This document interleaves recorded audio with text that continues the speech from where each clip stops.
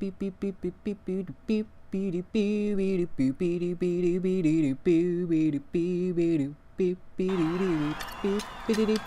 is up, ladies and gentlemen? My name is K Thorn of K Thorn Motovlogs, and welcome to Nordschiefe at the Nurburgring. We are going to do a full lap, a sprint of the Nordschiefe Nurburgring. Are you guys ready? Because I'm ready. 3, 2, 1, let's go.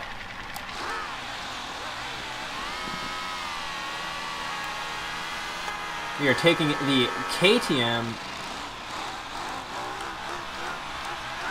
Wow. The KTM RC8R. 1180 or 1190 version. I can't remember exactly if it was 1180 or 1190. Either way, I think it's the 1190 RC8R. Either way, that's not what we're talking about today. What we are talking about is what Triumph Street Triple K Thorn, aka Sean, should grab. Should I grab a 675R version, or should I grab the 765R? I'd like to grab the 765. It sounds like it's 90 cc's better in performance. 30 cc's per cylinder head, which means it's been ported a little. It's like they added a big bore kit to it, and I'm down for that idea. A little bit more power, a little bit more throaty torque, and I'm down for that stuff on sub-1000cc bikes. I'd actually, I talked about this before in another video, I prefer being under 1000 cc's. I think that there's no need to go any higher if you're on the road, and if you're not hitting the track. If I hit the track, I don't mind having 1000, but I, A, don't hit the track often, and B, if I was hitting the track more often, I'd have a lot more money, so I'd probably own both a 600 and 1000. Either way, from what I've heard, the 675 is a decent touring bike. It doesn't have all the power that you'd want, but is comfy as hell for long rides, and that I'm okay with. I used to sit on my Kawasaki Ninja ZX6R for 4+ hours a day, just riding about and getting some footage for you guys when I had the cameras hooked up, running, and a bike to ride. The 765, though, I think is going to have a lot closer performance-wise to the inline-4 600cc engine, or 599cc engine that Kawasaki was using in the 2012 ZX6R that I was riding. So, I kind of want that performance back. At the same time, I didn't mind having 400 cc's in a single cylinder and only topping out at like 100 miles an hour on my DRZ 400 SM. That was actually pretty fun. Either way, I was basically topping that thing out almost constantly on back roads, and that's kind of where I ride most of the time anyways. So it may be a lot more fun to be on the 675 for me. Did a B-rad up to 12 o'clock, 1 o'clock wheelie there. Let the bike wobble a little and coast.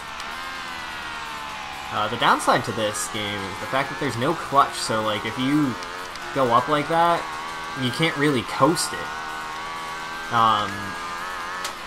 I could probably get better at using my brake control and keep wheelies up that high for a bit better of a time. But I'm kind of shitty at wheelies in this game.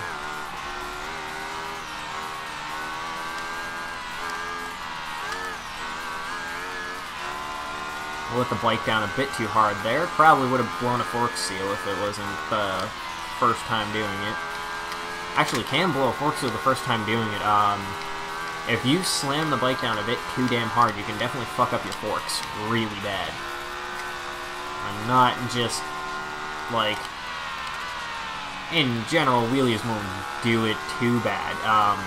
As long as you ride out the wheelie properly, and I don't mean like ride out to red line, etc. I mean like you pick up the wheel and let it come down under you accelerating. So hold on, I'll show on the straight right here. So up and like letting it ride out the way down, so that you top out the gear basically as the wheel's touching the ground. Makes the bike a bit happier, makes the landing of the front wheel way smoother and way more gentle, and you don't really do that much damage to your bike. Just make sure to shift once your wheel touches the ground, basically. And then don't hard accelerate after you shift. There are certain heights that you can get away with having the wheels come up to and just dropping it into the ground.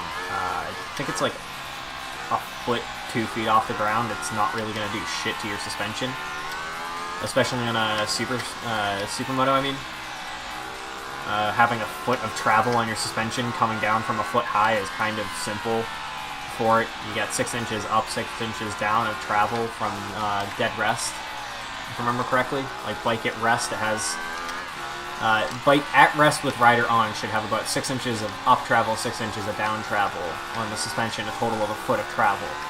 Could be wrong. Don't quote me on that, but it feels like that would be about right, because if you pick up a bike, the suspension kind of does sag a little bit, at least in the variety of bikes that I've seen. If you get them up off the ground and they're actually being just held up by the frame rather than by the wheels kind of do dip an extra inch or two lower than resting height,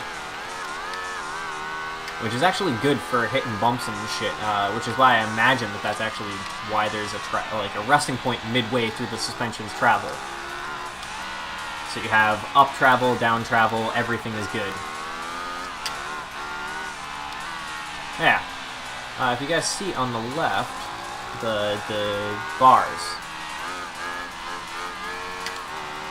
So if you notice how it didn't spike red there, that's a good way to let down your wheel. It wasn't super gentle, but it's more gentle than it probably would be if I just did this.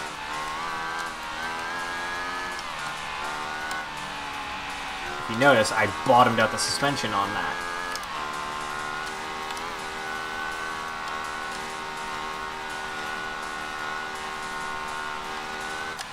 Oh man.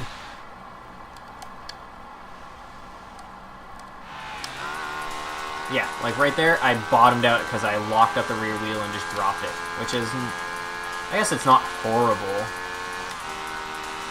but it could be better and safer for the bike. I mean, it's a video game, so it's not going to matter.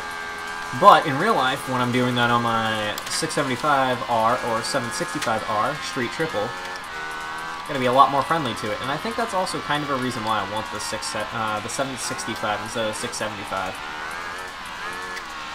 I used to doing wheelies on a super torquey machine with a bit of, like, with a chunk of power behind it. I mean, I can almost guarantee it was nowhere near as powerful as my 600, but the 765 may be, and that is where I'm hoping to be at. But I appreciate you guys stepping in, watching, enjoying the vid. I will see you guys in the next one after you guys drop a like, a fave, and subscribe to this shit. Peace!